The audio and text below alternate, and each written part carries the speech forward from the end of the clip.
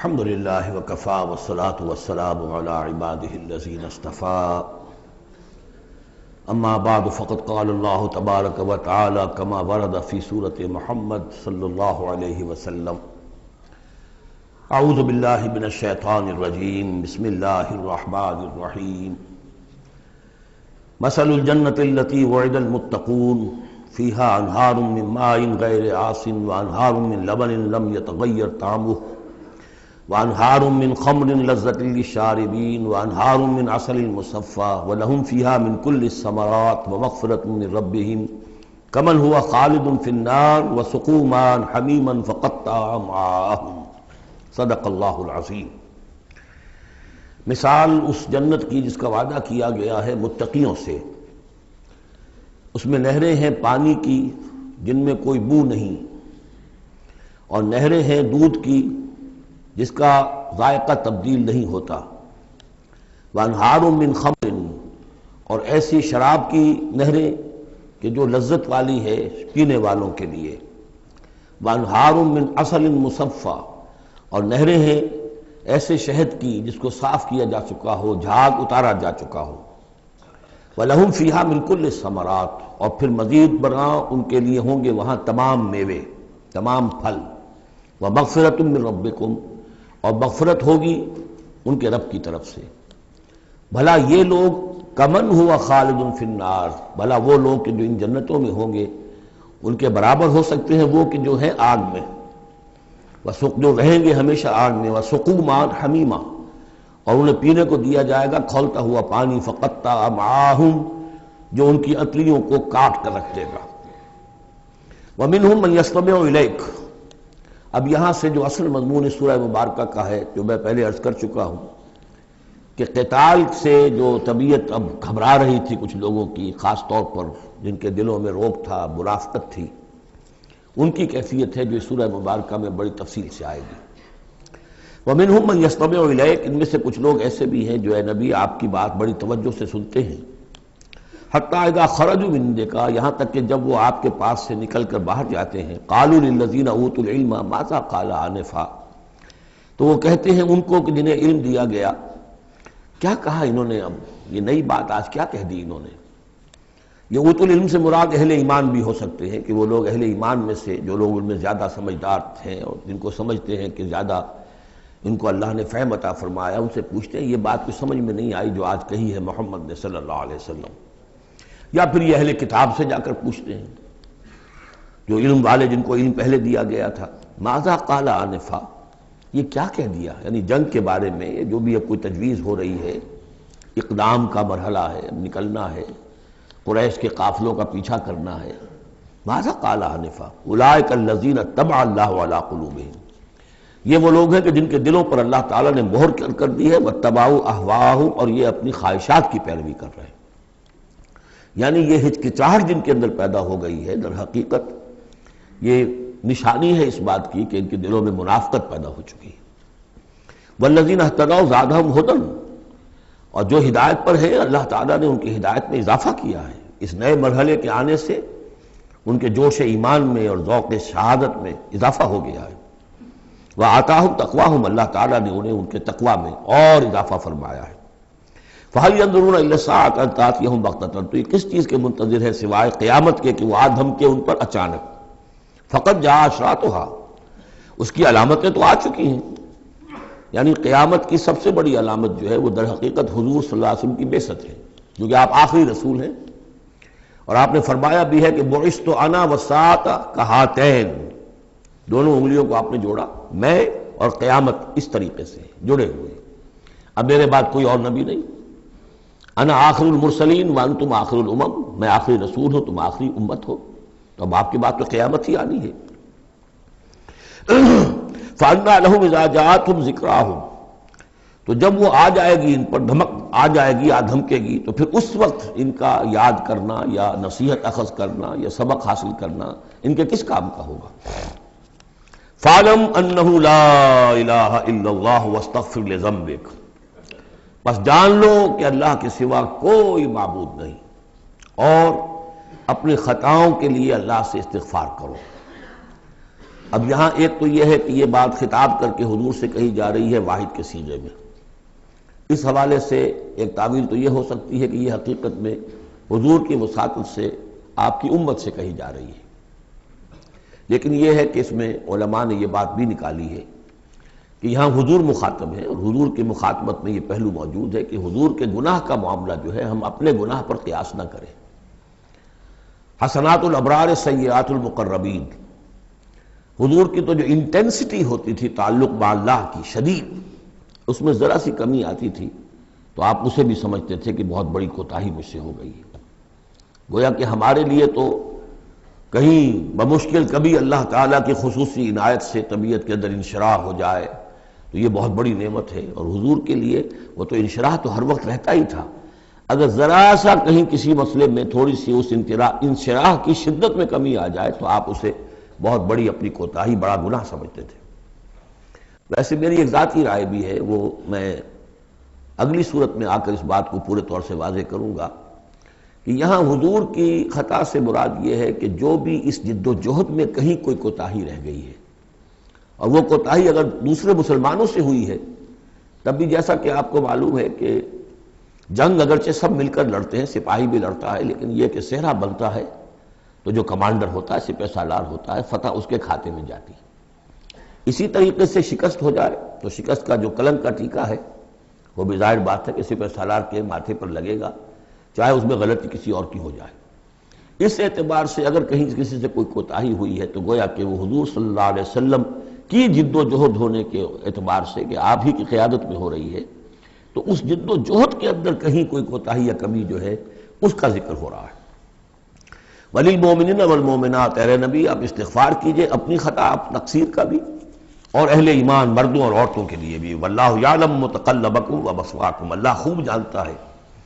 کہاں تمہیں لوٹ کر جانا ہے، بازگشت تمہاری کہاں ہے، اور کہاں تمہارا اصل گھر ہے مستقل، تمہارا ٹھکانہ کہاں ہے، یعنی آخرت، بہشت۔ وَيَقُولُ الَّذِينَ آمَنُوا لَوْلَا نُزِّلَتْ سُورَةٌ، اور کہتے ہیں یہ لوگ جو ایمان کے دعوے دار ہیں کیوں نہیں کوئی سورت نازل ہوئی۔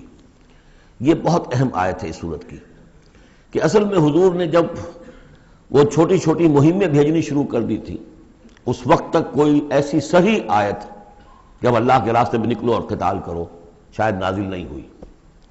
اذن کے درجے میں تو بات آ گئی کہ سورہ حج کے اندر آیت نازل ہو گئی تھی، لیکن سورہ حج کو بھی بعض حضرات چونکہ مدنی سمجھتے ہیں تو ہو سکتا ہے وہ بھی اس کے بعد نازل ہوئی ہو اگر وہ رائے صحیح ہو۔ باقی سورہ بقرہ کے اندر جو آیات آئی ہیں وہ بھی یہ ہے کہ جب وہ تم سے جنگ کریں، قاتلوا فی سبیل اللہ الذین یقاتلونکم، اور بظاہر ہجرت کے بعد ابتدا ابھی مکے والوں کی طرف سے نہیں ہوئی تھی، انیشیٹو حضور نے لیا ہے، چھوٹے چھوٹے دستے آپ نے بھیجنے شروع کر دیے، ان کا گھیراؤ گویا کہ آپ کر رہے۔ ایک تو پولیٹیکل آئسولیشن آف قریش، کہ جہاں بھی آپ گئے 4 مہموں میں تو آپ خود بھی تشریف لے گئے، 8 مہمات ہیں کل بدر سے پہلے، جن میں سے 4 میں آپ نے بھی شرکت فرمائی، اس لیے وہ غزوات کہلاتے ہیں۔ عام ہمارا خیال ہے کہ پہلا غزوہ جو ہے غزوہ بدر ہے، اس سے پہلے 8 ہیں مہمات، جن میں سے 4 سرایا ہیں جن میں حضور تشریف نہیں لے گئے، مسلمانوں کو آپ نے بھیجا، اور 4 غزوات ہیں۔ جہاں آپ گئے وہاں جا کر آپ نے وہاں کے قبیلے سے، اس علاقے میں جو قبیلہ آباد تھا اس سے آپ نے صلح کر لی۔ اب یا تو وہ پہلے حلیف تھا قریش کا، اب حلیف بن گیا وہ حضور کا صلی اللہ علیہ وسلم، یا یہ کہ نیوٹرل بن گیا، اس نے کہا کہ نہ ہم آپ کی مدد کریں گے قریش کے خلاف، نہ قریش کی مدد کریں گے آپ کے خلاف۔ نتیجہ یہ ہوا کہ پولیٹیکل جو انفلوئنس تھا، zone of influence, political influence Quraysh کا وہ کم ہو رہا ہے۔ پھر آپ نے قافلوں کا پیچھا کیا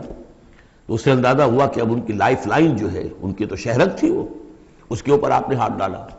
یہ چیزیں چونکہ آپ کی طرف سے ہوئی ہیں، اس وقت تک مکے والوں کی طرف سے جو بھی کچھ انہوں نے کیا، مکے میں ستایا، مارا پیٹا، وہ تھے اپنی جگہ۔ ہجرت کے بعد ان کی طرف سے کوئی اقدام نہیں ہوا۔ اس پر یہ لوگ جو تھے، جو ذرا اس جنگ وغیرہ سے اور اس معاملے سے اپرا رہے تھے، تو ان کو ایک دلیل ملی ہوئی تھی، وہ کہتے تھے لولا نزلت سورۃ، کیوں نہیں کوئی سورت نازل ہو جاتی۔ یہ تو محمد صلی اللہ علیہ وسلم نے خود ہی اپنا ایک سلسلہ شروع کر دیا ہے اپنی ذاتی رائے سے۔ ان کا خیال ہوگا جیسے کوئی مہم جو انسان ہوتا ہے، تو شاید اسی طریقے سے اب یہ جو ہے مہم جو انسان بن گئے۔ لولا نزلت سورۃ فاذا انزلت سورۃ محکمۃ، پھر جب ایک محکم سورت نازل کر دی گئی، وذکر فیہا القتال، اور اس میں قتال کا حکم آ گیا۔ رأیت الذین فی قلوبہم مرض، تو اب تم دیکھو گے ان لوگوں کو کہ کہ جن کے دلوں میں روگ ہے، ینظرون الیک نظر المغشی علیہ من الموت، اب آپ کی طرف ایسے دیکھیں گے جیسے وہ شخص دیکھتا ہے جس پر موت کی غشی طاری ہو رہی ہوتی ہے۔ دلیل ان کی ختم ہو گئی۔ اب وہ کہتے تھے کہ آیت اترے، کو قرآن نازل ہو جس سے معلوم ہو کہ اب قتال ہے، یہ اللہ کا حکم ہے۔ اسی لیے اسی آیت میں جو لفظ قتال آیا ہے، اسی کے حوالے سے اس سورت کا نام سورہ قتال بھی ہے۔ فَإِذَا أُنزِلَتْ سُورَةٌ مُحْكَمَةٌ وَذُكِرَ فِيهَا الْقِتَالُ رَأَيْتَ الَّذِينَ فِي قُلُوبِهِم مَّرَضٌ يَنظُرُونَ إِلَيْكَ نَظَرَ الْمَغْشِيِّ عَلَيْهِ مِنَ الْمَوْتِ فَأَوْلَىٰ لَهُمْ، تو افسوس ہے ان پر، بربادی ہے ان کے لیے۔ طاعۃ وقول معروف، دیکھو ایمان لائے ہو، ایمان کا دعویٰ کر رہے ہو تو اطاعت لازم ہے تم پر، طاعۃ وقول معروف، ہاں کوئی مشورہ دینا ہے، بھلی بات کہنی ہے، کوئی حرج نہیں ہے، مشورہ دے سکتے ہو، اچھی بات کہہ سکتے ہو، لیکن اطاعت کرنی پڑے گی۔ فَإِذَا عَزَمَ الْأَمْرُ، مشورے کے بعد جب فیصلہ ہو جائے، ایک بات طے ہو جائے، فَلَوْ صَدَقُوا اللَّهَ لَكَانَ خَيْرًا لَهُمْ، تو اب اگر انہوں نے جو وعدہ اللہ سے کیا ہوا تھا اور جو میثاق ایمان ان کا ہے، اس کو اگر یہ سچا کریں گے، ثابت ہوں گے سچے، تبھی ان کی خیریت ہے، تبھی ان کے لیے بہتری ہے۔ فَهَلْ عَصَيْتُمْ إِن تَوَلَّيْتُمْ أَن تُفْسِدُوا فِي الْأَرْضِ وَتُقَطِّعُوا أَرْحَامَكُمْ، اس آیت کے دو ترجمے کیے گئے ہیں۔ پہلے میں وہ ترجمہ کر رہا ہوں کہ جو شیخ الہند کا بھی ہے اور مجھے اسی سے اتفاق ہے، کہ تم ذرا سوچو، اگر جس حال میں اس وقت تم ہو، اگر تمہیں حکومت مل جائے، تم والی بن جاؤ، تمہیں یہاں اقتدار مل جائے اس جزیرہ نما عرب میں، تو تمہاری ابھی چونکہ پوری تربیت نہیں ہوئی ہے، خاص طور پر ظاہر بات ہے کہ جو انصار مدینہ تھے، ابھی ایمان لائے تھے، ان کی تربیت تو نہیں ہوئی، ان میں ایک بڑی تعداد ایسے لوگوں کی بھی شامل تھی، آپ کو معلوم ہے کہ جو منافق تھے، آخر غزوہ احد میں 1/3 نفری جو ہے وہ نکل کر چلی گئی تھی، تو معلوم ہوا کہ اس میں اتنی بڑی تعداد میں منافق بھی تھے۔ اگر اس حال میں تمہیں کہیں حکومت مل جائے تو تم کیا کرو گے؟ تفسدوا فی الارض، زمین میں فساد مچاؤ گے، وتقطعوا ارحامکم، اور اپنے رحمی رشتے کاٹو گے۔ یہ بات سمجھنی چاہیے ان جماعتوں کو بھی کہ جو چاہے اپنے دارشت میں دین کے لیے اقتدار حاصل کرنا چاہتی ہیں، کہ ہم دین کو قائم کرنے کے لیے چاہتے ہیں کہ ہمارا غلبہ ہو، لیکن یہ کہ اگر وہ اپنے کارکنوں کی تربیت پر زور نہیں دیں گے، ان میں خلوص اور اخلاص اور للہیت، خالص اللہ کے لیے جو کرنا ہے اللہ کے لیے اور دین کے احکام کے مطابق، اگر ان جماعتوں کے کارکن جو ہیں وہ اس کی پوری تربیت یافتہ نہیں ہوں گے، تو ہو سکتا ہے کہ بجائے اگر انہیں کہیں اختیار مل جائے تو بجائے کہ اصلاح کے اور فساد ہو جائے۔ اور پہلا فساد تو اس اعتبار سے کہ بہرحال وہ لوگ فاسق اور فاجر تھے، انہوں نے جو فساد مچایا سو مچایا، لیکن اگر دین کے نام پر کہیں فساد مچ جائے تو پھر دین بدنام ہو جائے گا۔ یہ ہے مضمون کہ جو یہاں اس آیت میں آیا ہے کہ ابھی تمہیں امتحانوں میں سے گزرنا پڑے گا، بھٹیوں میں سے نکلو گے تب تم ذرے خالص بنو گے اور کندن بنو گے۔ ایک ترجمہ یہ کیا گیا ہے ان تولیتم، مطلب اگر تم منہ موڑ لو گے، قتال نہیں کرو گے، تو اس کا نتیجہ یہ نکلے گا کہ زمین میں فساد ہوگا اور تم اپنے رحمی رشتے قطع کرو گے۔ لیکن میرے نزدیک پہلا مضمون، یہ ترجمہ میں آپ کو پڑھ کر سنا رہا ہوں، شیخ الہند کا ہے۔ پھر تم سے یہ بھی توقع ہے کہ اگر تم کو حکومت مل جائے تو خرابی ڈالو ملک میں اور قطع کرو اپنی قرابتیں، مجھے اسی سے اتفاق ہے۔ اولئک الذین لعنہم اللہ فاصمہم واعمی ابصارہم، یہ وہ لوگ ہیں کہ جن پر اللہ تعالیٰ نے لعنت کی ہے اور انہیں بہرا بھی کر دیا ہے اور ان کی نگاہوں کو اندھا کر دیا ہے۔ افلا یتدبرون القرآن ام علی قلوب اقفالها، کیا یہ قرآن پر تدبر نہیں کرتے؟ قرآن پر تدبر کریں، اس کے بین السطور بھی تو پڑھیں۔ غلبہ دین کی جد و جہد میں یہ سارے مراحل آنے والے ہیں، یہ تو ان سے پہلے کہہ دیا گیا تھا، سورہ عنکبوت میں آ چکا تھا۔ احسب الناس ان یترکوا ان یقولوا آمنا وهم لا یفتنون، کیا لوگوں نے یہ سمجھا تھا کہ صرف یہ کہنے سے کہ ہم ایمان لائے انہیں چھوڑ دیا جائے گا اور بخش دیا جائے گا اور انہیں آزمایا نہیں جائے گا؟ وَلَقَدْ فَتَنَّا الَّذِينَ مِن قَبْلِهِمْ فَلَيَعْلَمَنَّ اللَّهُ الَّذِينَ صَدَقُوا وَلَيَعْلَمَنَّ الْكَاذِبِينَ، ہم نے تو ہمیشہ جو بھی ان سے پہلے تھے ان کو بھی آزمایا ہے، اور اللہ تو صاف کھول دے گا، واضح کر دے گا کہ کون حقیقت میں سچے مومن ہیں اور کون جھوٹ موٹ کے مومن بنے ہوئے ہیں۔ اور اسی صورت میں آگے بھی آ گیا فَلَيَعْلَمَنَّ اللَّهُ الَّذِينَ آمَنُوا وَلَيَعْلَمَنَّ الْمُنَافِقِينَ، اللہ تو بالکل دودھ کا دودھ پانی کا پانی جدا کر دے گا کہ اللہ تعالیٰ کھول دے گا کہ کون واقعی مومن اور کون منافق ہے۔ تو کیا یہ لوگ قرآن پر تدبر نہیں کرتے یا ان کے دلوں پر قفل پڑ چکے ہیں؟ ان الذین ارتدوا علی ادبارہم من بعد ما تبین لہم الہدی، یقیناً وہ لوگ جو اپنی پیٹھوں کے بل مڑ جائیں گے اس کے بعد کہ ان پر ہدایت واضح ہو چکی ہو۔ الشیطان سول لہم، شیطان نے در حقیقت ان کے لیے یہ مرحلہ ارتداد کا اور پیچھے مڑ جانے کا آسان کر دیا ہے۔ وَأَمْلَى لَهُمْ، اور ان کو بڑی طول عمل کے اندر پھنسا دیا، لمبے لمبے ان کی امیدیں ہیں دنیا کے اندر. ظاہر بات ہے دنیا میں بڑے بڑے نقشے بنا رکھے ہیں، تو اب یہ میدان جنگ میں جاتے ہوئے تو انسان کترائے گا. ذَلِكَ بِأَنَّهُمْ قَالُوا لِلَّذِينَ كَرِهُوا مَا نَزَلَ اللَّهُ سَنُطِيعُكُمْ فِي بَعْضِ الْأَمْرِ، یہ اس لیے ہے کہ انہوں نے کہا ان لوگوں سے جنہیں ناپسند ہے وہ شے جو اللہ نے نازل کی. اللہ نے قرآن نازل کیا، یہ ناپسند کس کو تھا؟ قریش کو تھا، کفار کو اور یہود کو. تو یہ لوگ یہ ایمان تو لے آئے تھے، لیکن یہ کہ ان کے اندر وہ روگ تھا، دلوں میں وہ مرض تھا، وہ نفاق کی بیماری جڑ پکڑ چکی تھی. وہ یہ کہتے تھے ذَلِكَ بِأَنَّهُمْ قَالُوا لِلَّذِينَ كَرِهُوا مَا نَزَلَ اللَّهُ، جن لوگوں کو یہ اللہ کے اتاری ہوئی کتاب اور اللہ کے اتارے ہوئے احکام پسند نہیں آتے، ان سے جا کر انہوں نے کہا سَنُطِيعُكُمْ فِي بَعْضِ الْأَمْرِ، کہ دیکھیے ہم اگرچہ ایمان تو لے آئے ہیں، وہ محمد کی بات تو ہمیں ماننی ہے، لیکن ہم آپ کی بھی اطاعت جاری رکھیں گے، کچھ چیزوں کے اندر آپ کی بات پر ہم عمل کریں گے، آپ کا حکم مانیں گے. آپ یہ نہ سمجھیے کہ ہم نے آپ سے اپنا رشتہ بالکل توڑ لیا. منافق اسی کو کہتے ہیں کہ جس نے دونوں کے ساتھ جوڑا رکھنے کی اپنے آپ کو کوشش کی. مذبذبین بین ذالک لا الہ الا ولا الہ الا، ان کے پاس جاتے ہیں تو کہتے ہیں، اہل ایمان کے پاس آتے ہیں تو کہتے ہیں ہم ایمان لے آمنا. وَإِذَا خَلَوْا إِلَىٰ شَيَاطِينِهِمْ قَالُوا إِنَّا مَعَكُمْ إِنَّمَا كَانُوا نَسْتَهْزِئُونَ إِنَّا نَحْنُ مُسْتَهْزِئُونَ إِنَّمَا نَحْنُ مُسْتَهْزِئُونَ وَاللَّهُ يَعْلَمُ إِسْرَارَهُمْ، اور اللہ تعالیٰ کو خوب معلوم ہے جو کچھ کی یہ خفیہ باتیں کرتے ہیں جا کر. فَكَيْفَ إِذَا تَوَفَّتْهُمُ الْمَلَائِكَةُ يَضْرِبُونَ وُجُوهَهُمْ وَأَدْبَارَهُمْ، تو کیا حال ہوگا ان کا جب کہ ان کی جانیں قبض کریں گے فرشتے، ان کے چہروں پر ضرب لگاتے ہوئے اور ان کی پیٹھوں کے اوپر ضرب لگاتے ہوئے. ذَلِكَ بِأَنَّهُمُ اتَّبَعُوا مَا أَسْخَطَ اللَّهُ، یہ اس لیے کہ انہوں نے پیروی اس چیز کی جو اللہ کو ناپسند ہے. وَكَرِهُوا رِضْوَانَهُ، اور ناپسند کیا انہوں نے اللہ کی رضا کو. فَأَحْبَطَ أَعْمَالَهُمْ، تو اللہ نے ان کے سارے اعمال اکارت کر دیے، حبط کر دیے. یعنی اب تک انہوں نے حضور کے پیچھے نمازیں جو پڑھی ہیں اور جو بھی کوئی نیکیاں کی ہیں، اب جب مرحلہ آ گیا ہے قتال کا اور یہ جی چرا رہے ہیں، تو گویا کہ وہ سارے ان کے اب تک کے جو اعمال ہیں وہ حبط ہو جائیں گے. ام حسب الذین فی قلوبہم مرض ان لن یخرج اللہ اضغانہم، کیا سمجھا تھا ان لوگوں نے کہ جن کے دلوں میں یہ روگ ہے کہ اللہ تعالیٰ ان کے کھوٹ کو ظاہر نہیں کرے گا، وہ اپنے کھوٹ کو اندر جو نفاق کی بیماری لیے پھرتے ہیں اس کو چھپائے رکھ سکیں گے؟ انہوں نے یہ سمجھا تھا. اللہ تعالیٰ نے تو اسے واضح کرنا تھا. فَلَيَعْلَمَنَّ اللَّهُ الَّذِينَ آمَنُوا وَلَيَعْلَمَنَّ الْمُنَافِقِينَ. تو ام حسب الذین فی قلوبہم مرض ان لن یخرج اللہ اضغانہم، انہوں نے سمجھا تھا کہ اللہ تعالیٰ ان کے کھوٹ کو، دلوں کے کھوٹ کو علم نشرہ نہیں کر دے گا.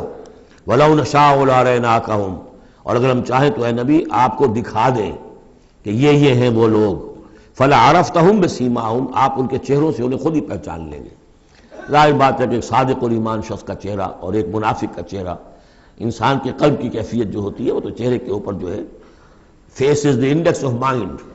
ذہنی کیفیت جو ہے، قلب کی کیفیت جو ہے چہرے پر ہوتی ہے. فَلَعَرَفْتَهُمْ، تو آپ پہچان ہی چکے ہیں انہیں ان کے چہروں سے. وَلَتَعْرِفَنَّهُمْ فِي لَحْنِ الْقَوْلِ، اور مزید آپ پہچان لیں گے انہیں ان کی گفتگو کے ڈھب سے، انداز سے.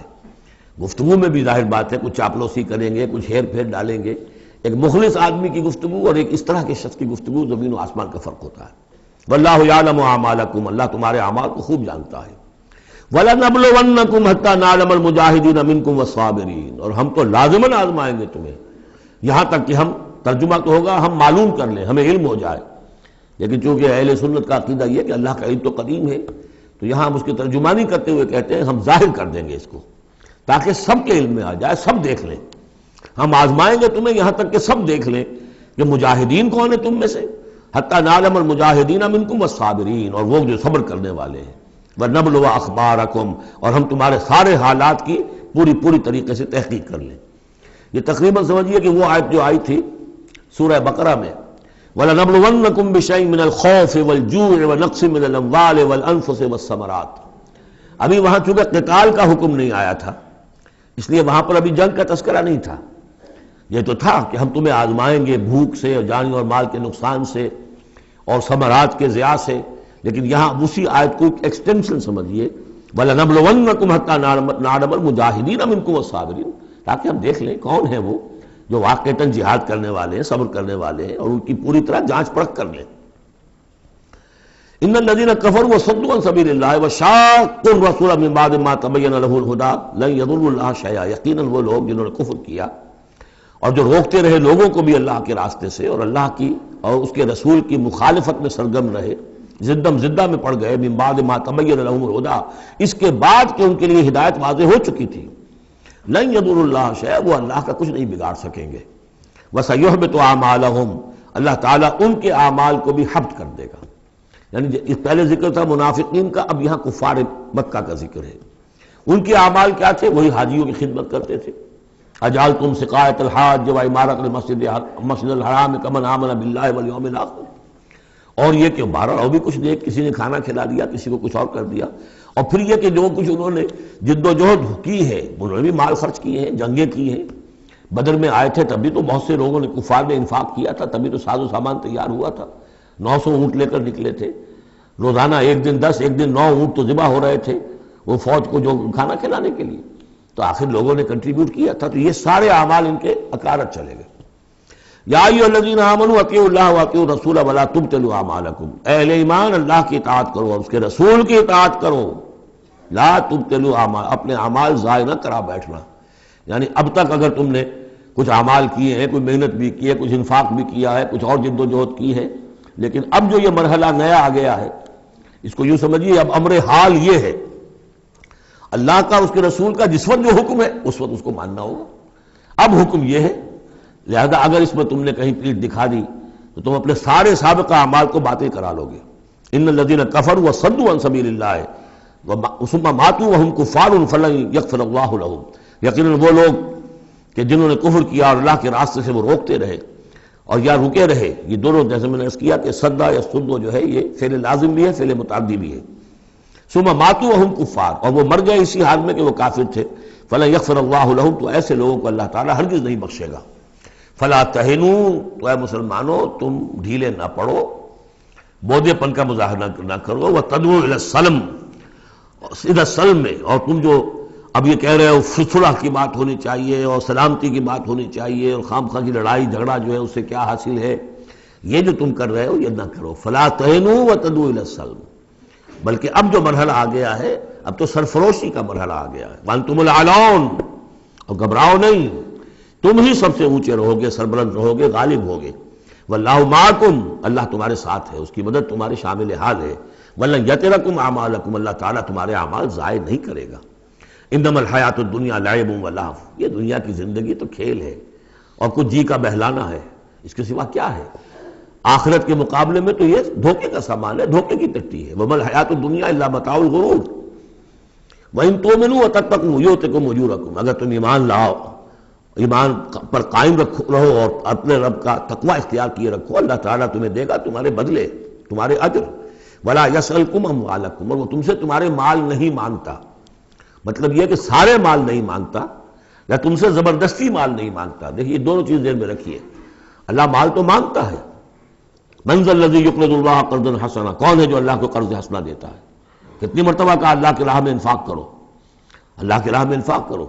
سورہ بقرہ میں ہم پڑھ چکے ہیں، انفقوا فی سبیل اللہ ولا تلقوا بایدیکم الی التہلکہ، اللہ کی راہ میں خرچ کرو، لگا دو، اپنے آپ کو اپنے ہاتھوں ہلاکت میں مت ڈالو۔ یہ اللہ کا مال مانگنا تو ہے، لیکن ایک تو یہ کہ جبر نہیں کیا، یہ کمال ہے محمد رسول اللہ صلی اللہ علیہ وسلم کا، اتنی عظیم انقلابی جد و جہد، کبھی آپ نے نہیں کہا کہ ایمرجنسی ہے لہذا اب سب کا مال ضبط، فلاں کا مال ضبط، کچھ نہیں، جو بھی تشویق ہے ترغیب ہے، لیکن جس نے دیا اپنی مرضی سے دیا، سوائے ایک جنگ کے نفیر عام بھی نہیں تھی، تشویق ہے ترغیب ہے، حرض المؤمنین علی القتال، نکلو اللہ کی راہ میں، شہادت جو ہے اس کو اپنا مقصود سمجھو، شہادت ہے مطلوب و مقصود مومن، جبر نہیں کیا، یہ کمال ہے میرے نزدیک۔ ویسے تو کمال ہر پہلو سے ہے، لیکن یہ نکتہ بھی ذہن میں رکھیے کہ کہیں بھی کسی صورتحال میں جبر کا معاملہ نہیں آیا، تو اللہ تعالیٰ تم سے جبرن نہیں مانگتا یا کل کے کل مال نہیں مانگتا۔ ان یسألکموہا، اگر وہ تم سے مانگے تمہارے سارے مال، فیحفکم، اور تم پر سختی کرے اور تنگی کرے، تبخلوا، تم بخل سے کام لوگے، ویخرج اضغانکم، اور اللہ ظاہر کر دے گا پھر تمہارے اندر کے کھوٹ کو، جو تمہارا کھوٹ اندر ہے وہ زبانوں پر آ جائے گا، جیسا کہ غزوہ احزاب کے موقع پر آ گیا کہ ما وعدنا اللہ ورسولہ الا غرورا، منافقین نے یہ بات کہہ دی کھلم کھلا کہ اللہ اور اس کے رسول نے تو ہمیں دھوکہ دیا، سب باغ دکھائے، ہاں انتم ہؤلاء تدعون لتنفقوا فی سبیل اللہ، تمہیں بلایا جا رہا ہے، ترغیب دی جا رہی ہے، تمہیں تشویق کی جا رہی ہے کہ تم اللہ کی راہ میں خرچ کرو، لتنفقوا فی سبیل اللہ، فمنکم من یبخل، تم میں سے کوئی وہ بھی ہے جو بخل سے کام لیتے ہیں، ومن یبخل فانما یبخل عن نفسہ، جو کوئی بخل سے کام لے رہا ہے وہ بخل اپنے آپ سے کر رہا ہے، وہ اپنے وہ فائدے چھوڑ رہا ہے کہ جو انفاق سے اسے ملیں گے۔ ایک کے 700 ملتے ہوں تو اگر نہیں دے رہے آپ ایک تو کس کا گھاٹا کیا؟ اپنا نقصان کیا نا، تو وہ تو اپنی جان سے ہی نفس کا جو ہے بخل کر رہا ہے۔ واللہ الغنی وانتم الفقراء، اور اللہ تعالیٰ تو غنی ہے، یہ تو تمہارے امتحان کے لیے مانگ رہا ہے تم سے، اللہ کو قرض دو۔ اللہ تعالیٰ تم سے صدقات بھی قبول کر لیتا ہے، وَيَقْبَلُ الصَّدَقَاتِ، صدقات قبول کر لیتا ہے، یہ اللہ تعالیٰ کی طرف سے تمہارے لیے تمہارا اعزاز ہے، اکرام ہے۔ واللہ الغنی، حالانکہ وہ غنی ہے، وَأَنْتُمُ الْفُقَرَاء، اور محتاج اصل میں تم ہو۔ وَإِن تَتَوَلَّوْا، یہ آیت بڑی فیصلہ کن ہے، ان تتولوا، اگر تم پیٹھ پھیر لوگے، یستبدل قوما غیرکم، تو تمہیں ہٹا کر کسی اور قوم کو لے آئے گا، ثم لا یکونوا امثالکم، پھر وہ تمہاری طرح کے نہیں ہوں گے۔ اب یہ ہو سکتا ہے کہ اس کا اطلاق جو ہے اس وقت کے کچھ لوگوں پر بھی ہوا ہو کہ جنہوں نے منافقت کی بنا پر پیٹھ موڑ لی، اللہ نے اپنے نبی کے لیے ان سے زیادہ جو ہے جانثار قسم کے اہل ایمان جو ہے وہ فراہم کر دیے۔ لیکن یہی آیت جو ہے اس اعتبار سے کہ حضور کی بعثت اصلی، بعثت خصوصی امیین کے لیے تھی، بنی اسماعیل اور عرب کے مشرکین جو ان کے تابع تھے، ان کے لیے یہ کہ یہ بات ان سے کہی جا رہی ہے کہ اب تمہیں سے امت بنی ہے، امت المسلمہ کن سے بنی ہے؟ اس کا نیوکلیس اہل عرب، وہی امت عرب کے لوگ۔ اگر یہ مشن جو تمہارے حوالے ہوا ہے، کذالک جعلناکم امۃ وسطا لتکونوا شہداء علی الناس ویکون الرسول علیکم شہیدا، اگر تم نے اس مشن سے منہ موڑ لیا تو اللہ تمہیں ہٹائے گا، معزول کر دے گا، کسی اور قوم کو لے آئے گا۔ چنانچہ میرے نزدیک اس آیت کا ظہور ہوا ہے بتمام و کمال 13ویں صدی عیسوی میں، جبکہ اللہ تعالیٰ نے عربوں کو امت مسلمہ کی قیادت سے معزول کر دیا۔ 1258 عیسوی میں سقوط بغداد ہوا، ہلاکو کے ہاتھوں جو مسلمانوں پر تاتاریوں کے ہاتھوں بیتی ہے، کروڑوں مسلمان قتل ہوئے اس وقت، معمولی نہیں۔ اور آخری خلیفہ بنو عباس کا اس کو کھینچ کر محل سے گھسیٹ کر باہر نکالا گیا، جانور کی ایک کھال میں لپیٹ کر تاتاریوں نے اپنے گھوڑوں کے سموں تلے اسے کچل دیا۔ وہ گویا کہ عربوں کا معزول ہونا تھا امت مسلمہ کی قیادت سے۔ اس کے بعد کچھ عرصہ گزرا ہے، لیکن پھر اللہ نے وہ ایک معجزہ دکھایا کہ انہی تاتاریوں میں سے کتنی قومیں ایمان لے آئیں۔ ہے آیا فتنہ تاتار کے افسانے سے، پاسماں مل گئے کعبے کو صنم خانے سے۔ پھر وہی تاتاری تھے جن میں سے ترکان تیموری نکل آئے، ترکان صفوی نکل آئے، ترکان سلجوقی ان سے بھی پہلے آ چکے تھے، اور ترکان عثمانی، پھر گریٹ آٹومان امپائر، پھر خلافت بھی اللہ نے پھر وہاں منتقل کر دی۔ 400 برس کا خلافت جو ہے وہ بھی ترکان عثمانی کے پاس رہی۔ ان تتولوا یستبدل قوما غیرکم ثم لا یکونوا امثالکم، صدق اللہ العظیم۔ سورۃ الفتح، تمہیدی باتیں میں پہلے عرض کر چکا ہوں۔ یہ سورہ مبارکہ نازل ہوئی ہے صلح حدیبیہ کے بعد۔ اس کی جو تاریخی پس منظر ہے صرف یہ چند جملے کفایت کریں گے۔ سن 5 میں غزوہ احزاب کے بعد یہ حضور نے صحابہ سے کہہ دیا تھا کہ اب قریش میں وہ دم نہیں رہا کہ اب دوبارہ وہ تم پر چڑھ کر آئیں اور حملہ کریں۔ لن تغزوکم قریش بعد عامکم ھذا ولکنکم تغزونہم، اب انیشیٹو تمہاری طرف سے ہوگا۔ وہ انیشیٹو حضور نے لیا ہے سن 6 میں۔ آپ نے عمرے کا احرام باندھا، اور آپ کے ساتھ 1400، عام طور پر زیادہ بیان ہوتا ہے لیکن بعض روایات میں 1800 صحابہ احرام باندھ کر چلے کہ ہم عمرہ کرنے جا رہے ہیں۔ یہ گویا کہ ایک ٹیسٹ تھا کہ اب قریش کرتے کیا ہیں۔ آپ احرام کے لیے اپنی منزل بہ منزل کرتے ہوئے پہنچ گئے حدیبیہ تک، وہی جگہ جہاں پر کہ پھر صلح ہوئی۔ ادھر قریش کے لیے جو ہے ان کی جان پر بن گئی۔ پہلی بات تو یہ کہ ان کی روایات کے خلاف تھا کہ کوئی آئے عمرے کی نیت سے اور ان کو روک دے، یہ عرب کی روایت نہیں تھی۔ دوسرا یہ کہ اب اگر آنے دیتے ہیں اور مسلمان دنگناتے ہوئے آئیں اس شہر کے اندر عمرہ کریں تو گویا کہ ان کی شکست ہو گئی۔ تو وہاں پر جو بھی ہوا تفصیلات کا تو موقع نہیں ہے۔ ایک طرف تو وہ تلے ہوئے تھے کہ جنگ کریں گے، اور جب حضرت عثمان کو حضور نے بھیجا ہے کچھ سلسلہ جنبانی کے لیے وہاں ان کو روک لیا گیا، خبر مشہور ہو گئی کہ انہیں شہید کر دیا گیا۔ پھر حضور نے بیعت لی، وہ بیعت علی الموت کہلاتی ہے، بیعت علی لا نفر یا بیعت علی الموت، اور اس کا نام ہے بیعت رضوان۔ ایک درخت کے نیچے آپ تشریف فرما ہوئے اور سب نے آ کر آپ سے بیعت کی کہ اب یہاں جانیں دے دیں گے اپنی، سب ہم یہاں پر مرنے کے لیے تیار ہیں، جانیں قربان کر دیں گے، یہاں سے واپس نہیں جائیں گے۔ جب وہاں یہ خبریں پہنچی اور انہوں نے کچھ اور اندازہ کر لیا تھا کہ یہ تو بڑے سرفرے لوگ معلوم ہو رہے ہیں، ان میں سے کوئی جو ہے بھاگنے والا نظر نہیں آتا یہاں سے، تو پھر یہ ہے کہ وہ مجبور ہو گئے کہ اب کو صلح کریں۔ پھر صلح ہوئی، صلح حدیبیہ، لیکن وہ بڑی ان ایکول صلح تھی، اس میں مسلمانوں کے لیے ہیوملیشن تھی، اس لیے کہ یہ طے کر لیا گیا اس میں کہ اگر کوئی مسلمان مدینے سے واپس آئے مکے تو اسے مکے والے واپس نہیں کریں گے، لیکن اگر کوئی مکے سے مدینے جائے گا تو واپس کرنا ہوگا۔ اور وہاں پر ہو بھی گیا، ابو جندل صحابی تھے جن کو کہ اسی نے، جو کہ وہاں سے صلح کے لیے گفت و شریف کرنے کے لیے آیا تھا، سہیل بن عمرو، اس کا ہی بیٹا عین اس وقت وہ پہنچ گیا، لیکن صلح کے وہ کاغذات لکھے جا چکے تھے، اس نے معاملہ بچایا، مسلمانوں مجھے پھر قصائیوں کے حوالے کر رہے۔ حضور نے فرمایا کہ اب ابو جندل تم صبر کرو، جو وعدہ ہم کر چکے ہیں ہمیں اس کی پابندی کرنی ہے۔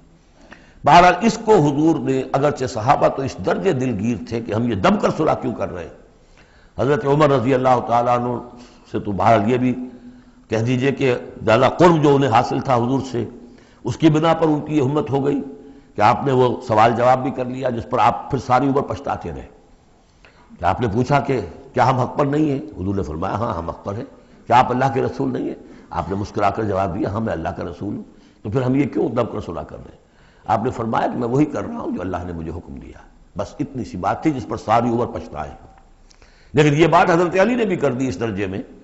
کہ جب وہ صلح نامہ لکھا گیا، حضور ڈکٹیٹ کرا رہے تھے، حضرت علی کاتب تھے، لکھ رہے تھے، تو اب حضور نے فرمایا یہ صلح نامہ ہے، لکھو محمد رسول اللہ اور قریش کے مابین۔ وہ سہیل بن عمرو نے اعتراض کر دیا کہ نہیں، یہ اگر ہم اس میں لکھیں گے ظاہر بات ہے صلح نامے پر تو دونوں فریقوں کے دستخط ہوتے ہیں، تو میں دستخط کروں گا تو میں تو آپ کو اللہ کا رسول نہیں مانتا، ورنہ اس عبارت کی روح سے جب اس کے نیچے میرا بھی دستخط آئیں گے تو گویا میں نے مان لیا۔ تو حضور نے اس پر بھی مسکرا کر کہا کہ تم مانو نہ مانو میں اللہ کا رسول ہوں، لیکن اے علی مٹا دو یہ رسول اللہ کے لفظ، مٹا دو، وہاں سے لکھ دو یہ معاہدہ ہے محمد ابن عبداللہ اور قریش کے مابین۔ حضرت علی نے کہا کہ حضور یہ میں نہیں کر سکتا، میں اپنے ہاتھ سے آپ کے نام کے ساتھ لکھے ہوئے الفاظ، اب دیکھیے اگرچہ حکم تو یہ ہے کہ الامر فوق الادب، لیکن یہ کہ یہ جو بھی کچھ ہوا ہے تو یہ ہوا غیرت دینی، حمیت دینی کی وجہ سے۔ حضرت علی نے بھی کیا، حضرت عمر نے بھی کیا، دونوں کے طرز عمل میں کوئی فرق نہیں۔ لیکن بہرحال اس کے بعد جو ہے صلح ہوئی ہے، اور مسلمانوں کے دل اگرچہ اس پہ بہت ہی رنجیدہ تھے، اور یہ بات بھی بڑی عجیب تھی کہ وہی احرام کھول دیے گئے، وہی قربانی کے جانور جو ہیں، تو اب اس پر جو ہے یہ آیت سورت اتری ہے، اور پہلا لفظ یہ ہے انا فتحنا لک فتحا مبینا، مسلمانوں کی دلجوئی کے لیے کہ تم جسے سمجھ رہے ہو کہ دب کر صلح کی ہے، حقیقت حال کے اعتبار سے تو اے محمد ہم نے آپ کو بڑی روشن فتح عطا فرمائی۔ آج ہم اسے انٹرپریٹ کر سکتے ہیں روشن فتح کس اعتبار سے کہ ٹریٹی کے معنی یہ ہے کہ مصالحت یا صلح ہوتی ہے دو فریقوں کے درمیان جو ایک دوسرے کو ریکگنائز کریں۔ اس کا مطلب یہ ہے کہ قریش نے ریکگنائز کر لیا that Muhammad is a power to reckon with، اور یہ بہت بڑی بات ہے، قریش نے تسلیم کیا، اور تسلیم کرنا جو ہے یہ اللہ تعالیٰ کی طرف سے فتح عظیم ہے۔ انا فتحنا لک فتحا مبینا لیغفر لک اللہ ما تقدم من ذنبک وما تاخر۔ اب دیکھیے ذنب کا لفظ یہاں پر دوبارہ آ گیا تاکہ اللہ تعالیٰ بخش دے آپ کو جو پچھلے ہوئی آپ کی کوئی کوتاہیاں یا گناہ یا جو بعد میں ہوئی، وَيُتِمَّ نِعْمَتَهُ جو پیچھے رہے گناہ ان کو بھی بخش دے، وَيُتِمَّ نِعْمَتَهُ عَلَيْكَ اور تاکہ اللہ تعالیٰ اپنی نعمت کا اتمام فرما دے آپ پر، وَيَهْدِيَكَ صِرَاطًا مُسْتَقِيمًا اور آپ کو ہدایت دے سیدھے راہ کی طرف۔ اب یہ ہے پھر ایک اشکال پیدا ہوتا ہے کہ حضور صلی اللہ علیہ وسلم تو پہلے ہی سیدھی راہ پر ہیں، پھر یہ کہ تمام اہل ایمان حضور کے ساتھ سیدھی راہ پر چلے آ رہے ہیں، اور سیدھی راہ پر چلتے ہوئے اب اہل ایمان کو بھی، حضرت ابوبکر کو بھی آپ کے ساتھ چلتے ہوئے کتنے برس ہو گئے؟ 18 برس ہو گئے، تو اب ان کے معنی کیا ہو گئے؟ تو اس پہ بہت سی بحثیں ہیں، یہ تو اب میں تفسیر میں نہیں جا سکتا۔ میری توجہ وہی ہے جو میں اس سے پہلے سورہ محمد میں کر چکا ہوں ضم کی، کہ یہ جو جد و جہد ہوئی ہے اس میں اگر کہیں کوئی خامی کوتاہی کسی کی طرف سے ہوئی ہے، چاہے وہ کسی اور مسلمان کی طرف سے ہوئی ہے، صاحب ایمان کی طرف سے ہوئی ہے، غلطی ہوئی ہے، خطا ہوئی ہے، ان سب کی اب اللہ تعالیٰ تلافی فرما دے گا۔ یہ فتح مبین جو ہے وہ ان سب کو کور کر جائے گی، اور یہدیہ کا صراط مستقیم، اب آپ کی یہ جد و جہد بالکل سیدھی تیر کی طرح اپنے ہدف کی طرف بڑھے گی۔ اب اس میں کوئی جو ہے تزلزل نہیں ہوگا، بلکہ آپ کی یہ جد و جہد، اللہ کے دین کی اقامت کی جد و جہد اور اللہ کی حکومت قائم کرنے کی جد و جہد جو ہے سیدھی اپنے ہدف کی طرف بڑھتی چلی جائے گی۔ چنانچہ یتم نعمتہ، وہ تو ہم پڑھ چکے ہیں، الیوم اکملت لکم دینکم واتممت علیکم نعمتی ورضیت لکم الاسلام دینا۔ تو دین کا اتمام ایک تو اس شکل میں کہ قرآن میں دین مکمل ہو جائے، شریعت پوری ہو گئی، لیکن اس سے تکمیل نہیں ہوتی اس معنی میں جب تک اس کی ایک عملی ڈیمانسٹریشن بھی مکمل نہ ہو۔ عملی ڈیمانسٹریشن مکمل ہوتی ہے جب اللہ کی حکومت بالفعل قائم ہو جائے۔ تو اتمام نعمت جو ہے وہ صرف کتاب کے اندر اس شریعت کا پورا بیان ہو جانا اور نظام کا آ جانا، اس سے وہ اتمام تمام و کمال نہیں ہوتا جب تک کہ اس کی ایک نشانی، اس کا ایک نمونہ جو ہے، اس کی ایک صورت لوگوں کے سامنے نہ آ جائے، آئیڈیل فارم اس کی جو ہے وہ سامنے نہ آ جائے، اس کا نمونہ سامنے آ جائے۔ تو اس کے لیے ضروری ہے کہ اب یہ جد و جہد آپ کی جو ہے سیدھی اب تیز رفتاری کے ساتھ اپنے اصل ہدف یعنی اظہار دین، لیظہرہ علی الدین کلہ، اور یہ آیت آ جائے گی اس سورہ مبارکہ کے آخر میں بھی کہ ہم نے بھیجا ہی آپ کو ہے محمد اس لیے ہے کہ آپ اللہ کے دین کو غالب کریں۔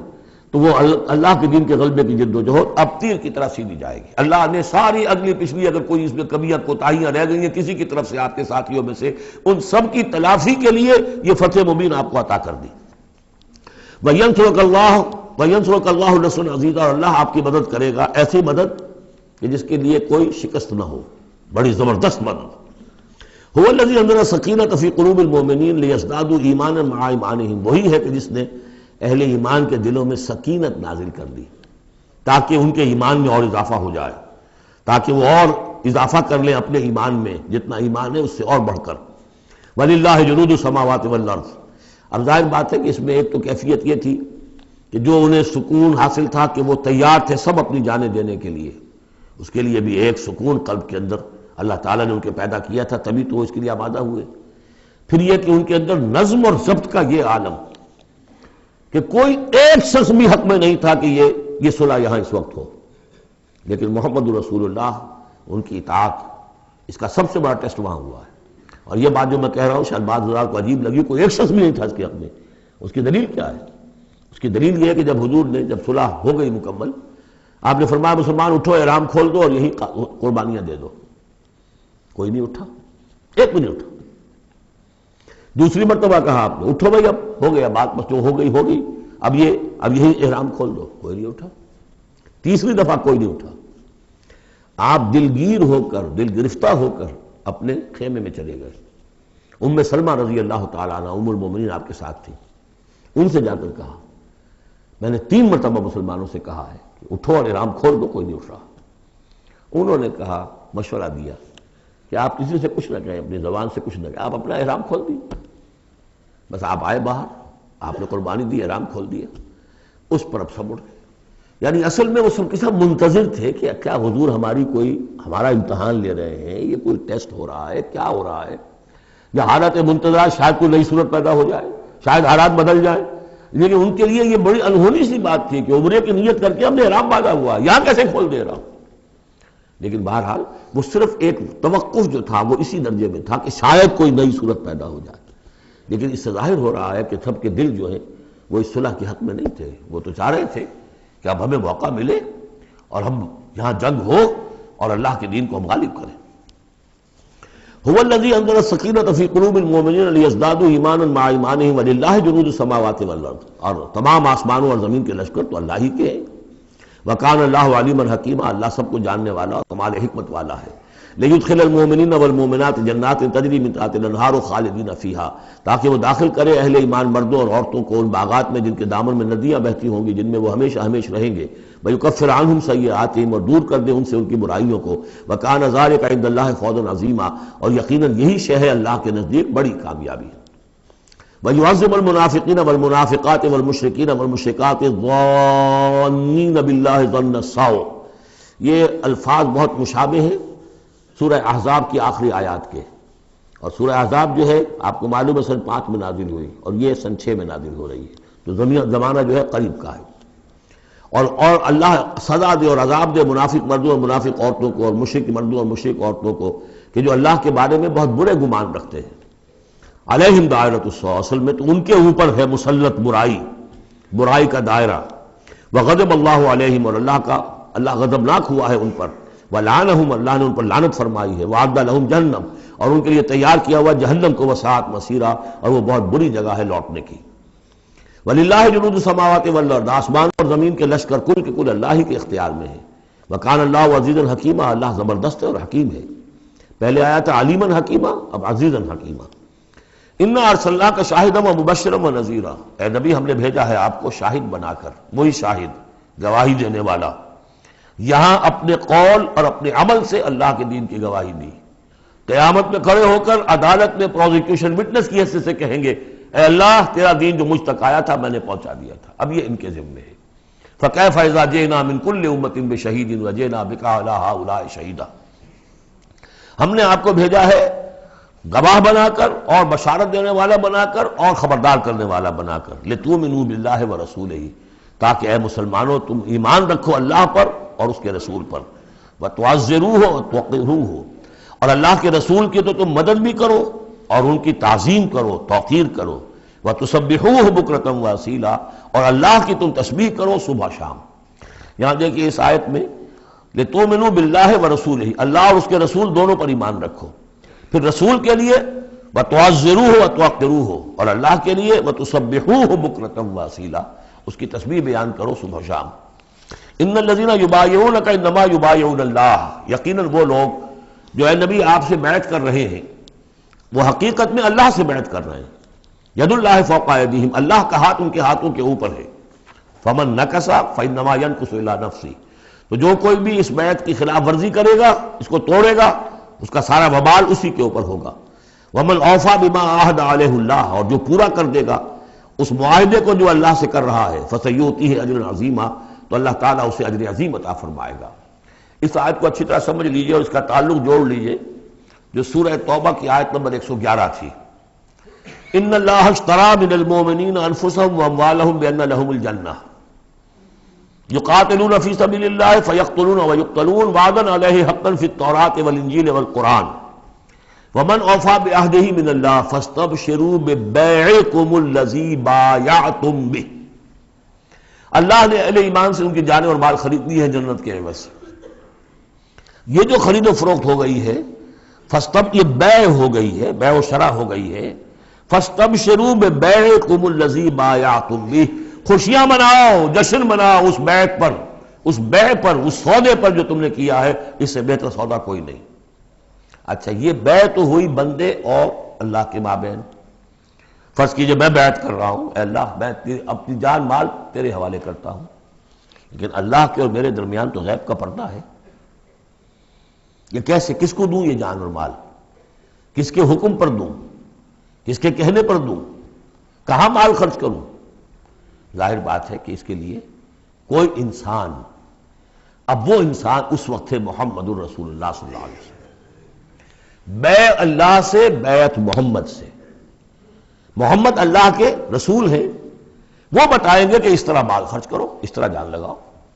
یہ وقت آ گیا ہے جان لے کر میدان میں آ جاؤ، جان ہتھیلی پر رکھ کو میدان میں آ جاؤ۔ لہذا جو بیع اللہ سے ہوئی ہے، ان اللہ اشتری من المؤمنین انفسهم واموالهم بان لهم الجنہ، اس کے لیے بیعت محمد رسول اللہ سے ہو رہی ہے۔ اور یہ عرب میں رواج تھا کہ جب وہ کوئی سودا کرتے تھے پھر وہ مصافحہ کرتے تھے، ہاتھ ملاتے تھے، ہاتھ جب ملا لیا اب وہ جو سودا ہے پکا ہو گیا، اب پیچھے نہیں جا سکتے آپ۔ جب تک مصافحہ نہیں ہوتا اس وقت تک آدمی کوئی اس میں تبدیلی کر سکتا ہے، لیکن مصافحہ جو ہے وہ پختگی کے لیے۔ لہذا یہ بیعت اب محمد رسول اللہ سے ہو رہی ہے کہ ہم نے جو جان اللہ اور اپنی مال جو اللہ کے حوالے کی ہے اسے ہم خرچ کریں گے آپ کے کہنے کے مطابق، جو آپ حکم دیں گے، آپ کی مرضی ہے، آپ ہم سے جب چاہیں یہ جان اور مال حاصل ہے، جب چاہیں وصول فرما لیں۔ یہ بیعت ہے جو ہوئی ہے محمد رسول اللہ سے۔ اچھا اس میں جو یہ فرمایا، چونکہ یہ تین فریق ہو گئے، اللہ، بیعت کرنے والا اور جس کے ہاتھ پر بیعت کی گئی، لہذا یہ ٹرائی پارٹائٹ ایگریمنٹ ہے، تین فریق ہیں اس کے۔ ایک وہ ہے حضور کا ہاتھ، جس پر بیعت کرنے والے کا ہاتھ آ گیا، اللہ نے فرمایا ایک تیسرا ہاتھ بھی ہے، وہ تمہیں نظر نہیں آ رہا، ید اللہ فوق ایدیہم، اللہ کا ہاتھ ان کے ہاتھوں کے اوپر ہے۔ تو یہ تین ہاتھ ہیں در حقیقت اس بیعت کے اندر، اس بیعت کے اندر۔ ان الذین یبایعونک انما یبایعون اللہ، اصل میں تو بیعت، اور بیعت جو ہو رہی ہے تو اللہ سے ہو رہی ہے۔ فاستبشروا ببیعکم الذی بایعتم بہ، باب مفاعلہ کے اندر بھی وہ آ گیا، تم نے جو باہمی یہ کیا ہے بیع و شراء کا معاملہ، اس میں خوشیاں مناؤ، وہی باب مفاعلہ ہے، وہ یبایعونک۔ ان الذین یبایعونک، اے نبی جو آپ سے یہ بیعت کر رہے ہیں، انما یبایعون اللہ، وہ اللہ سے بیعت کر رہے ہیں۔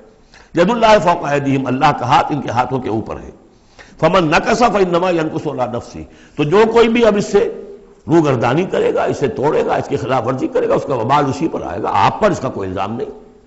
ومن اوفی بما عہد علیہ اللہ فسیؤتیہ اجرا عظیما، اور جو بھی پورا کر دے گا جس کا کہ اس نے وعدہ اللہ سے کیا ہے، یہ معاہدہ اللہ سے ہوا جان اور مال کا۔ اسی لیے سورہ احزاب میں آپ نے پڑھا تھا نا، من المؤمنین رجال صدقوا ما عہدوا اللہ علیہ فمنہم من قضی نحبہ ومنہم من ینتظر۔ اہل ایمان میں وہ جوان مرد ہیں جنہوں نے اپنا جو عہد کیا تھا اللہ سے وہ پورا کر دکھایا، سچا کر دیا۔ ان میں سے وہ بھی ہیں جو اپنی نظر پیش کر چکے، اور وہ بھی ہیں جو باقی منتظر ہیں ابھی کہ کب ہماری باری آئے۔ وبال دوش ہے سر جان ناتواں پہ، مگر لگا رکھا ہے تیرے خنجر و ثنا کے لیے، اے اللہ ہم لیے پھر رہے اس سر کو کہ کب تیری راہ میں کٹے اور ہم فارغ ہو جائیں، سمک دوش ہو جائیں، ہمارے کندھے سمک ہو جائیں، ہلکے ہو جائیں، سمک دوش، کندھا ہلکا ہو جائے۔ یہ سر کا بوجھ ہم لگائے ہوئے ہیں اپنے سر پر کہ کب تیری طرف سے حکم آئے ہم نے اپنے سر کٹوائیں اور ہم فارغ ہوں۔ اب اسی کو سمجھ لیجئے کہ حضور کے بعد یہ بیعت کس سے ہوگی؟ جو بھی کوئی داعی اللہ اب کھڑا ہو اللہ کے نام کے، نبی تو نہیں ہوگا، ہوگا امتی، اطاعت اس کی ہوگی، اللہ اور اس کے رسول کی اطاعت کے نیچے نیچے، اس کے دائرے کے اندر، مستقل بذات اطاعت اس کی نہیں ہوگی۔ لیکن یہ کہ بہرحال اب بھی ضرورت ہوگی کہ کوئی جماعت ہو، کوئی جمعیت ہو، کوئی طاقت ہو، ایک فرد سے جو ہے اکیلا چنا بھاڑ نہیں پھوڑ سکتا۔ دین کو غالب کرنے کی جد و جہد، عقیم الدین جو ہم پڑھائے ہیں، یہ پورا سلسلہ جو ہے مکی صورتوں کا جو ان مدنی صورتوں کے ساتھ منسلک ہے، توحید عملی، اقامت دین،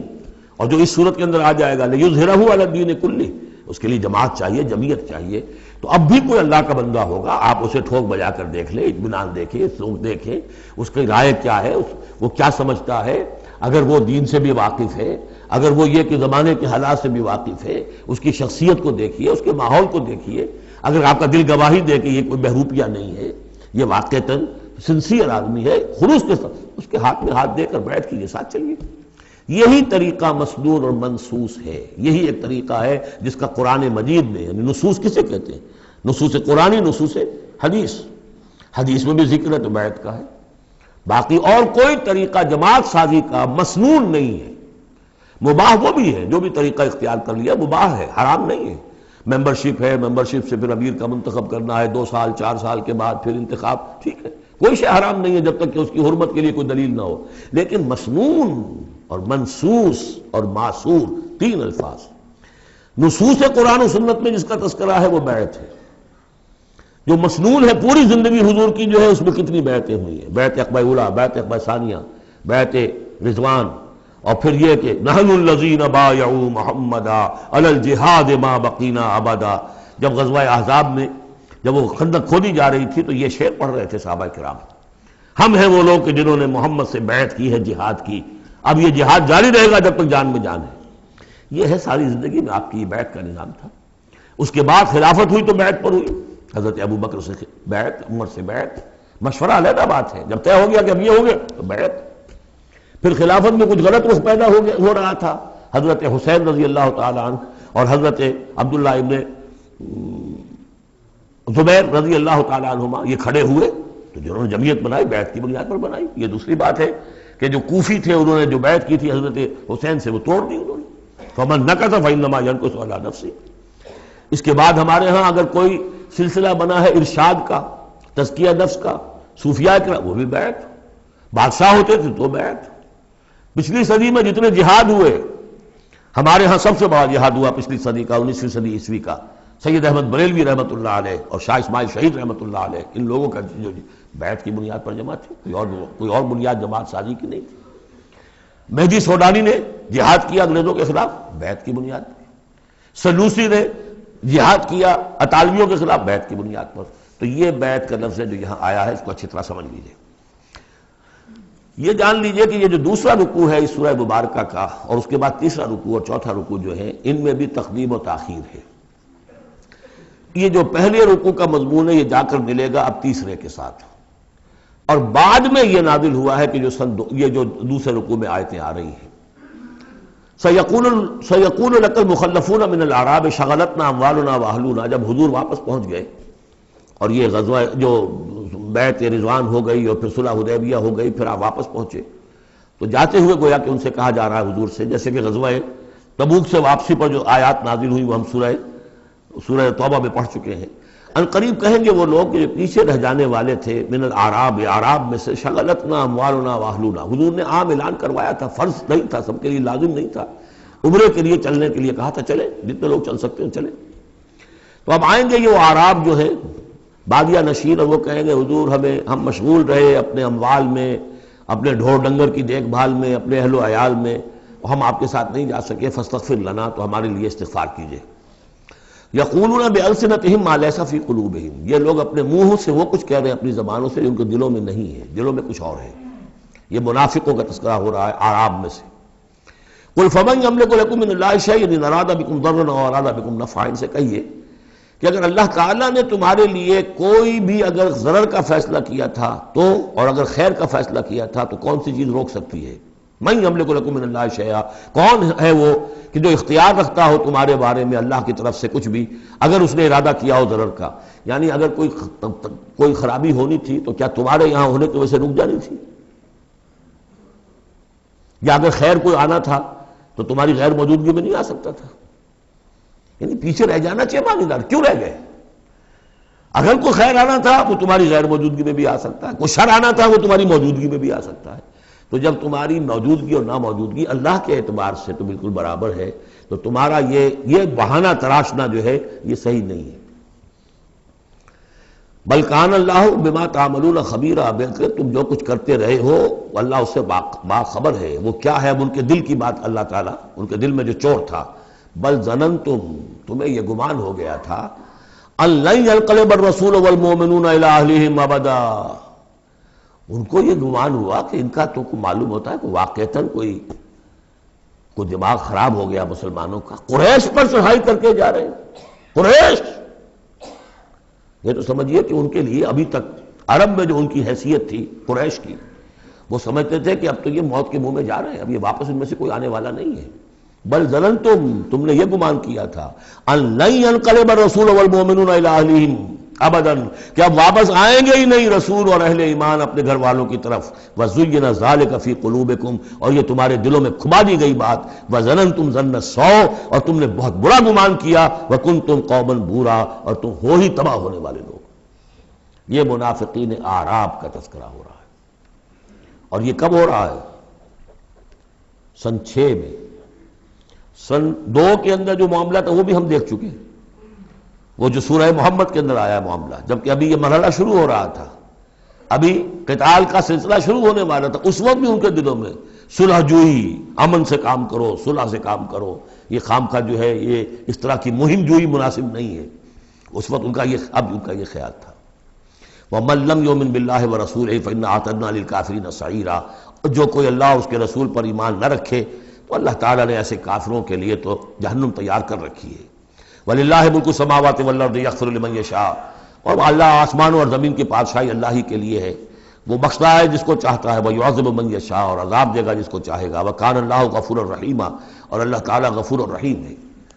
سَيَقُولُ الْمُخَلَّفُونَ إِذَا انطَلَقْتُمْ إِلَىٰ مَغَانِمَ لِتَأْخُذُوهَا، اب یہ نوٹ کر لیجئے تاریخی اعتبار سے کہ اس کے فوراً بعد جو ہے اگلے ہی سال حضور نے، اب جب کہ قریش سے صلح ہو گئی تو آپ یکسو ہو گئے، ادھر سے کوئی حملہ اب نہیں ہوگا، تو آپ نے اپنی پوری طاقت لے کر خیبر پر حملہ کیا، جو گڑھ بن گیا تھا یہودیوں کا، جو بنو قینقاع اور بنو نذیر نکالے گئے تھے، جا کے وہیں آباد ہو گئے تھے، پہلے سے بھی وہاں پر وہ بڑا گڑھ تھا، ان کے بڑے قلعے تھے، بڑے یعنی فورٹیفائڈ، اور وہاں پر سارا وہ اب حضور نے ان کی جو ہے سرکوبی کی۔ جب حضور خیبر کی طرف جا رہے تھے، اب ان کا ہم بھی چلتے ہیں آپ کے ساتھ، اس لیے انہیں یقین تھا کہ فتح ہوگی اور مال غنیمت آتا آئے گا۔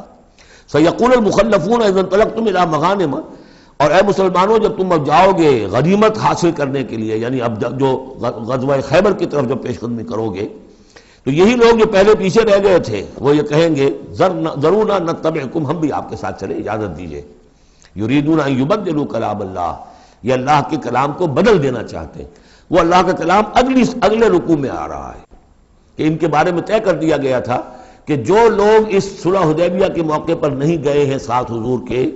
اب ان کو کسی بھی دوسری نیکسٹ جنگ کے اندر شمولیت کی اجازت نہیں ہوگی۔ وہ آگے آ رہا ہے، اس لیے اس کے سمجھنے میں تھوڑی سی دقت ہوتی ہے، لیکن سمجھ لیجئے کہ وہ آگے ہے، اس لیے تقدیم و تاخیر کی میں نے بات آپ سے کی تھی۔ یریدون ان یبدلوا کلام اللہ، یہ چاہتے ہیں کہ اللہ کے کلام کو تبدیل کر دیں، اللہ کے حکم کو بدل دیں۔ قل لن تتبعونا، کہہ دیجئے کہ نہیں اب تم ہمارے ساتھ نہیں جاؤ گے۔ کذالکم قال اللہ من قبل، یہ بات اللہ تعالیٰ پہلے ہی کہہ چکا ہے پہلے، اور اس صورت میں آ رہا ہے ذرا بعد میں۔ فسیقولون بل تحسدوننا، وہ کہیں گے یہ تو آپ لوگ حسد کر رہے ہیں ہم سے، آپ ہمیں ساتھ میں لے جانا چاہتے ہیں جبکہ ہمیں اندازہ ہے کہ وہاں پہ غنیمتیں ملیں گی۔ بل کانوا لا یفقہون الا قلیلا، حقیقت یہ ہے کہ یہ فہم ہی نہیں رکھتے، تفقہ ہی نہیں رکھتے مگر بہت ہی تھوڑی۔ قل للمخلفین من الاعراب، یہ جو لوگ رہ گئے تھے پیچھے، یہ بدو لوگ، ان سے کہہ دیجئے ستدعون الی قوم اولی باس شدید، ان قریب پھر تمہیں بلایا جائے گا ایک ایسی قوم کی طرف، ایسے قوم کے مقابلے کی طرف جو بڑی طاقت والی ہوگی۔ تو قاتلونہم او یسلمون، یا تم ان سے قتال کرو گے یا وہ مسلمان ہوں گے اور یا وہ اطاعت قبول کریں گے۔ اس سے ہے اشارہ در حقیقت جو نیا سلسلہ جنگوں کا اب شروع ہونے والا تھا، اور وہ تھا سلطنت روما کے خلاف غزوہ موطا۔ اب اندرون ملک عرب کا معاملہ جو تھا وہ ختم ہوا، اب تو اصل جو معاملہ پیش آنا ہے وہ انقلاب محمدی کا بین الاقوامی مرحلہ ہے، تصدیر الانقلاب، انقلاب کو اب آگے ایکسپورٹ کرنا ہے۔ اور اب ٹکراؤ ہونے والا ہے جس کی پیشگی خبر دی جا رہی ہے سلطنت روما کے ساتھ، جہاں سٹینڈنگ آرمیز تھی لاکھوں کی، رومن لیجنز مشہور ہیں تاریخ کے اندر، غرق آہن اور ٹرینڈ۔ تو تمہیں بلایا جائے گا اس وقت، پھر تمہیں ایک موقع دے دیا جائے گا، ستدعون الی قوم اولی باس شدید تقاتلونہم